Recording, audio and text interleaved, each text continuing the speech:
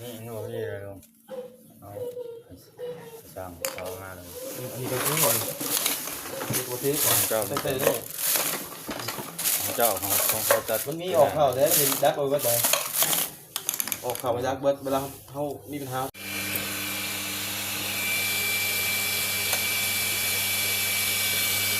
นะครับตามผมมีตามผมงานเนาะต้องทำงานเพื่อเปิดงานแต่ตัวนี้นำปลามันใส่โปรตีนเราแล้วใส่ประมาณเนาะเราจะใส่น้ำพอจะมาใส่นะ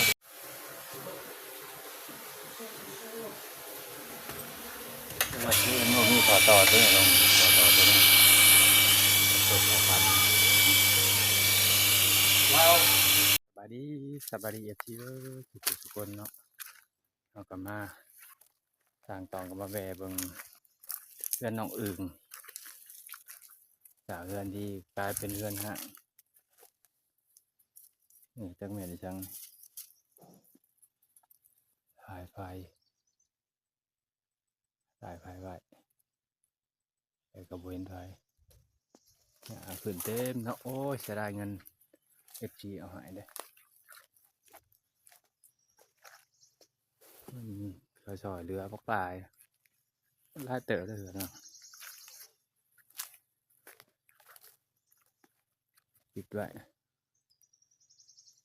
พอน้องอื่นกับประโยชน์น้องอื่นกับประโยชน์คือฉี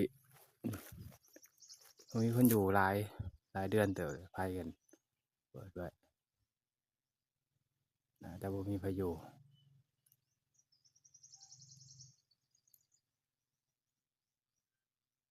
มันเสียดายเงินเด้ดินถือเพื่อนอ้อมกินไปละเก็บภาพบรรยากาศให้ซีเบิ่ง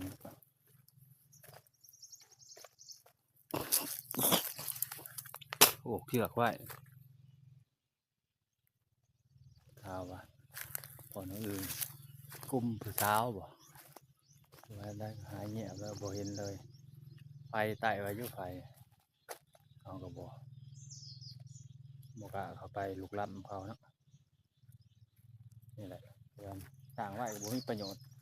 นี่แหละเขาบริโยจะได้เด้น้ำไฟครบได้อยู่หัวอ้อมไว้เปิดเงินเป็นทลายแสนว่าย่างมาวันนี้มาหาหน่อไม้เลยหน่อไม้มาแกงว่าแล้วเดี๋ยวตรงนี้ก่อนเข้าไปให้กันเนาะมาเจาะบังเห็ด